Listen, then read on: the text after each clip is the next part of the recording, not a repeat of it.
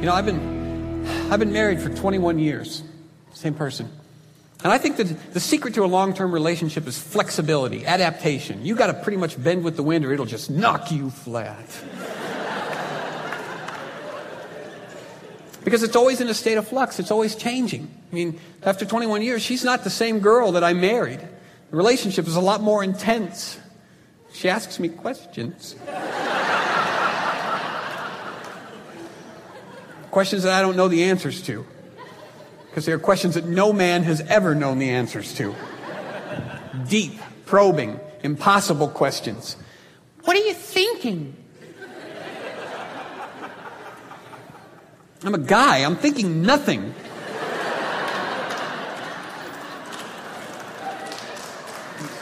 Zero, zilch, zip, nada, nothing. She's a girl. Girls cannot think nothing. That never happens. When her mind is blank, there's still billions of calculations flying through it. Angles being considered, thoughts being processed and organized, colors being coordinated. She's like a 4 gigahertz, 256 terabyte file-serving computer. I'm like that little solar calculator that comes free with cigarettes.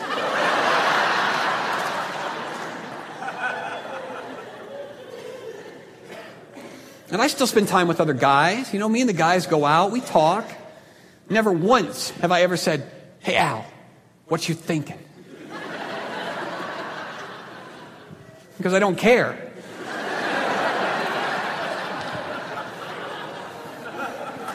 Plus, he's a guy. I know what he's thinking. Nothing. She wants to borrow stuff from me that I never have, like tissue and Kleenex. Can I borrow a tissue? John, I give you tissue. Can I have a tissue, sweetie? No, men don't carry Kleenex. To a guy, carrying Kleenex and wearing long sleeves is redundant.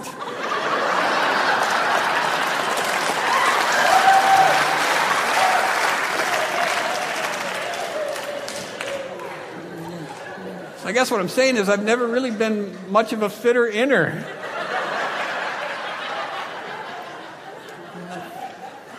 I've never been a belonger.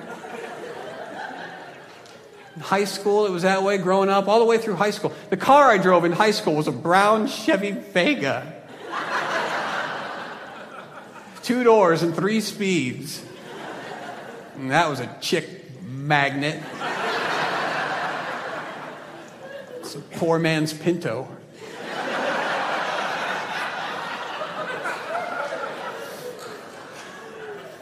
So I had no girlfriends in high school.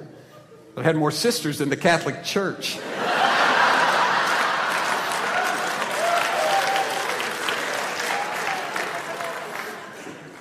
And then a couple of years after graduation, this miracle. Along came Lori. Along came this girl, and she said, "I love you. I really love you."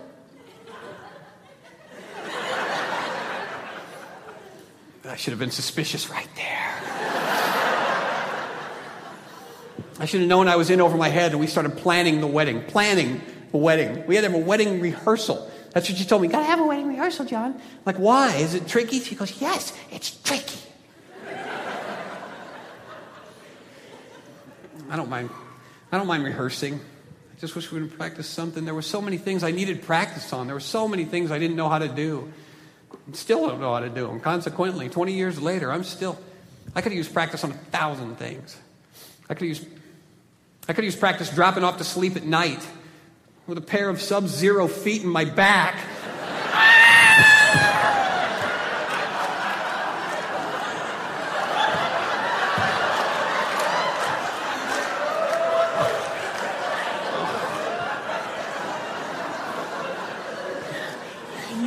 You have frostbitten my kidneys.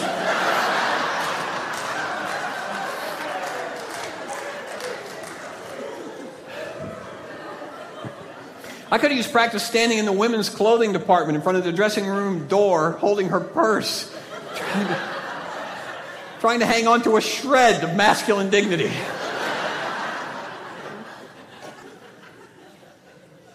And even getting used to each other, just occupying the same sleeping space at the same time. That's what's difficult, getting used to each other's nuances. She's a morning person. She's a morning person. The sun barely breaks over the horizon. She's hovering over the bed. Looks like we had the sun's up.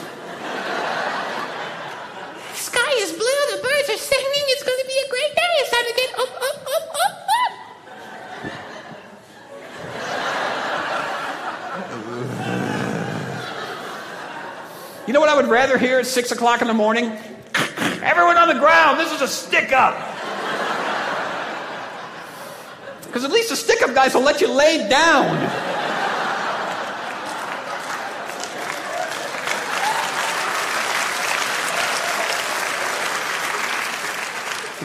The birds are singing. That is the only sound that they know how to make. You know what I think? I think one bird gets up early, and the noise outside the window is all the other birds going, "Shut up!"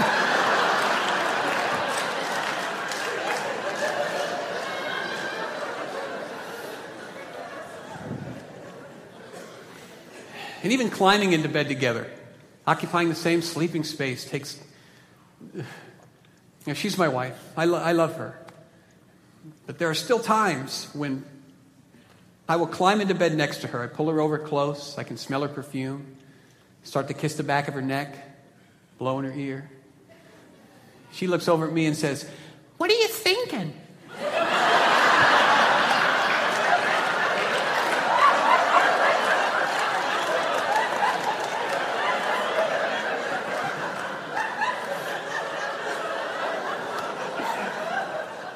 Gosh, I don't know. What are you thinking? She goes, "I was just thinking that if we fold the dish towel smaller,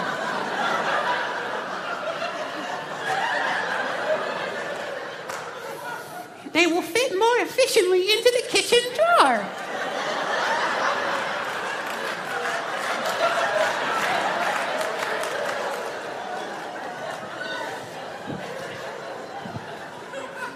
That is exactly what I was thinking.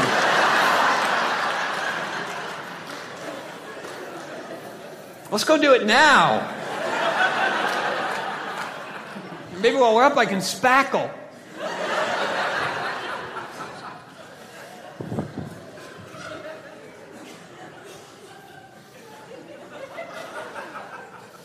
And then into the relationship came the children. We had 4 babies. Somehow.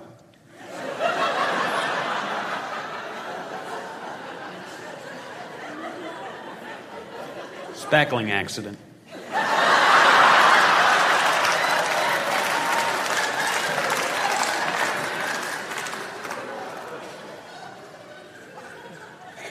And that changes everything. I learned so much. I learned that they separate pregnancy. I learned to separate pregnancy into 3 things called trimesters. And the reason they're called trimesters is because during that time, the husband tries to muster up the strength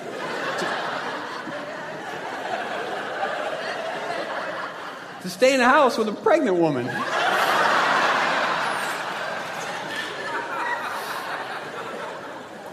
The first trimester, 2 cells come together, form a tiny human being. The second trimester, that tiny human being begins to grow. And then the third trimester, the pregnant woman changes from a human being into a Tasmanian devil. And so I come in the front door and she's "Hey,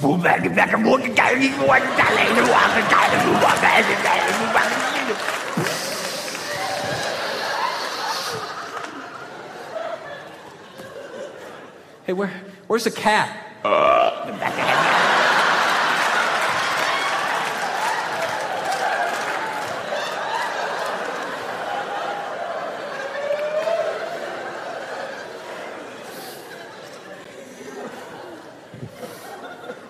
And it was at that moment in my life when I realized this is not the same girl that I married. This is not the same species that I married. After just a couple of years of marriage, you start to see sides of each other that are kept hidden when you're dating. When we dated, she never devoured small domesticated mammals. I would have remembered that.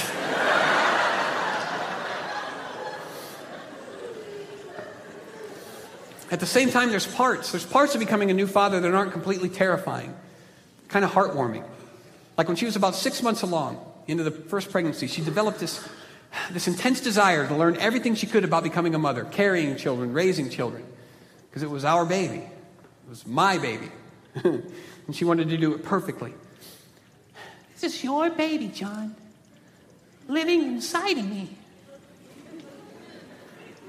sucking the life out of my organs like a parasite."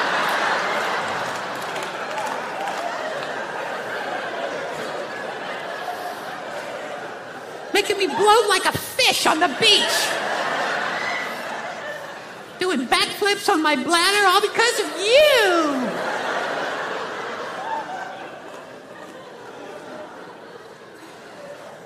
My love. So she went to the library. She got books on the subject. She subscribed to magazines.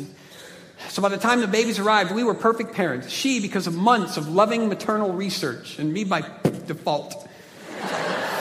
Because I had her to explain everything to me, all the stuff I had to know. Like trading off feedings in the middle of the night, baby'd cry, and she'd nudge me. John, baby's crying. Do you hear that crying, baby? That is your baby. The book says that daddy should take a turn feeding for bonding. So bond!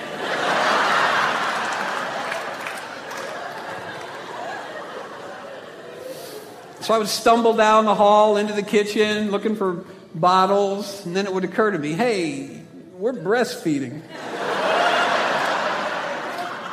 This is going to hurt like a monkey.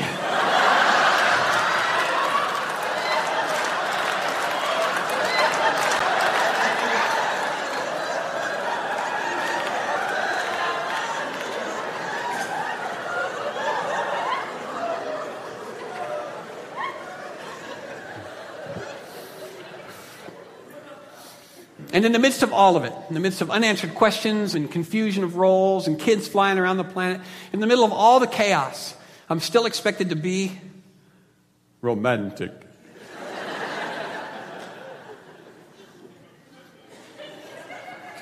I'm still expected to breathe new wind on the embers of romance.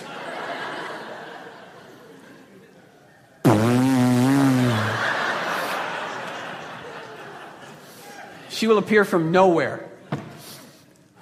Take me someplace. Take me someplace nice.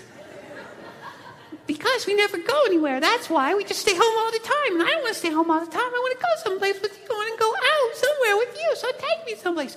Take me someplace nice. All right, where do you want to go?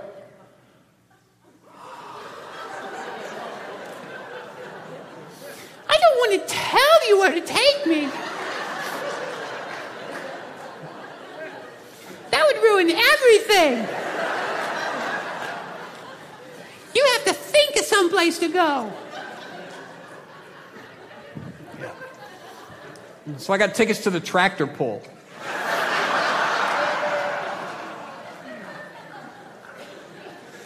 That was wrong. We have so many friends whose cummerbunds match the flowers, match the dresses, and they marched down the aisle. They took a vow until death do us part. And then they parted. And they weren't dead. I think love takes longer than that. It takes a lifetime. It takes a whole lifetime to learn what really annoys them. So you can do it again and again and again.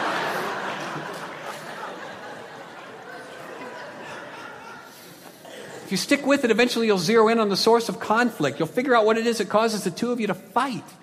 Lori and I did. It's me.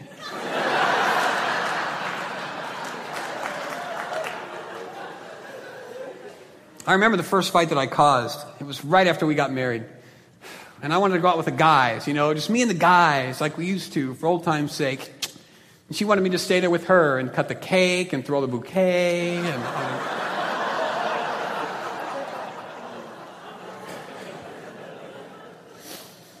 And even now, sometimes she'll get me backed into a corner, maneuvered, so I can't escape. And she'll say, John, listen, sweetie, I was just reading in Cosmo. Cosmo, great. Bring it on. If you could start all over again, if you could wipe the slate clean. Hey, look at me, this is important.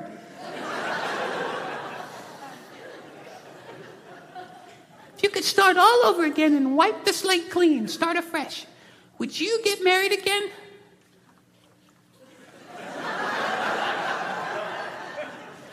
The speed with which you answer that question is as important as the answer itself. And the truth is, after 21 years, the answer to that question is yes. I would marry the exact same girl again. Because what I've learned over these years is that the two of us together are somehow better than the sum of the individual parts.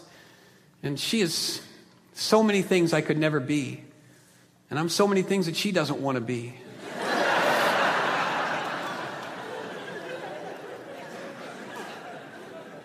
It's complementary. We haven't mastered it. We're still learning, both of us. I'm learning that she's like a flower. A flower with infinite petals. And each petal is a little more complex and a little more lovely than the petal that preceded it. And it's going to take a lifetime to examine every subtle nuance, every tiny little facet of her personality that makes her unique and special, different from all the rest, and beautiful. I know her favorite color. I know how she looks in the morning. I know her shoe size. I know how she cooks. Beep, beep, beep.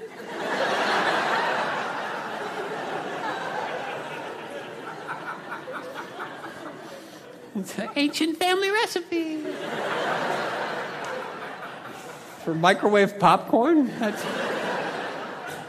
Family recipe is this side up.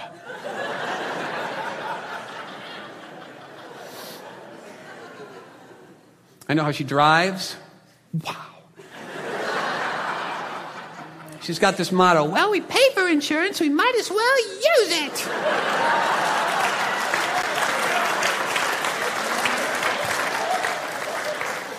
she does stuff with insurance I could never do. She hit a deer. She once hit a deer that was already dead in the middle of the...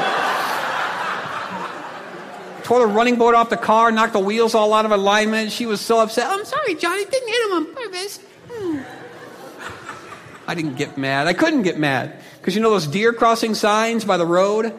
They always show the deer like this. It never shows them like this.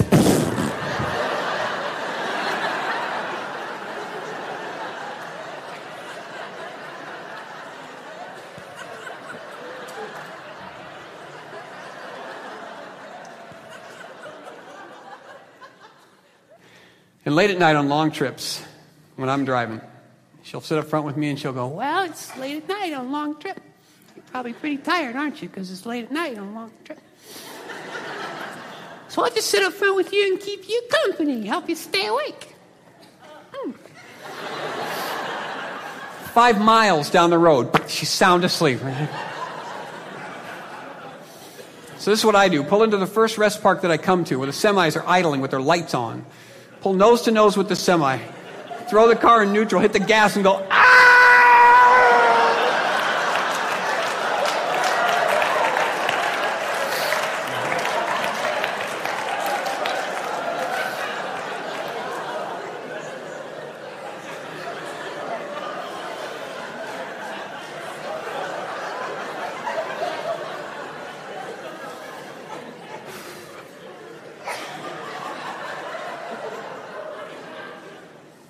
But you know what happened after the wedding cake was eaten and the flowers wilted, all the thank yous have been sent out? After that, after the wedding, then real life settled in. And real life, I mean day-to-day life is hard and it's mundane and it doesn't feel the way it feels when you're dating. Someday it doesn't feel like it's worth it. And every time those feelings come over me, I have these memories of my great-grandparents, Great-Grandpa Frank, Mamie. When we were little, we'd go over to their house, my brother and I, and Great-Grandpa Frank would sit in a big overstuffed chair by the window. We'd stand right in front of him and he'd lean forward in that chair and talk with his hands and tell us all the stuff that little boys are supposed to know. You know, he taught us how to build a tree house up in the branches so the floor wouldn't sag, roof wouldn't leak. Taught us how to sit on the handlebars of our bikes and ride them backwards, downhill, with groceries. And all afternoon in the rocking chair right next to him was my great-grandmother, Mamie, and she would laugh at the same jokes that she'd heard him tell 1 billion times before. In the middle of a story, he'd look over, pat her on the knee, wink at her, jump right back in and never miss a beat. And as years went by, we started to notice that Mamie was having trouble remembering things like the names of the neighbors that lived right next door. So my great-grandfather's job became to just be with Mamie constantly. Make sure she didn't forget something important like unplugging an iron or shutting off the stove. But she got worse. And pretty soon she was more than he could handle all by himself. He was too old, so they had to move out of their house and into a nursing home. And I remember the time that we went to visit the nursing home, dinner time.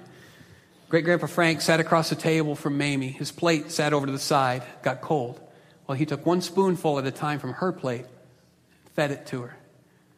Then he'd smile at her, he'd wink, take a napkin, wipe her chin. Maybe couldn't use the toilet by herself. So every time she had to go, he'd take her in and help her with all of those responsibilities every single time. And during all of those years when he was doing that, we never heard him complain. He never once snapped and said, you know what? I'm an old man, and I've had a long, tough life too, and now I can't even blink with Mamie around, because if I do, she may wander off or she'll fall and hurt herself, and I have to feed her, I have to take her to the toilet. He never complained. Then there was a day that my brother and I went to visit, nursing home. Great-Grandpa Frank sat in his big overstuffed chair. He looked up at the two of us and said, you know, boys, and there was a tear right here. He said, Mamie doesn't know who I am anymore. And that was the first complaint that I ever heard him speak about his little bride. It didn't seem to bother him to have to feed her and bathe her and take her to the restroom. What broke his heart was when all of those times were over. The two of them were married for 70 years, 70 anniversaries with the same person. And I am positive that after all of those decades, she was not the same girl that he married. She didn't look the same. They didn't do the things they used to do when they were young and strong. She couldn't even remember who he was. But there's no doubt that my grandfather was still crazy in love with her. Because love is not what you feel. Love is what you do.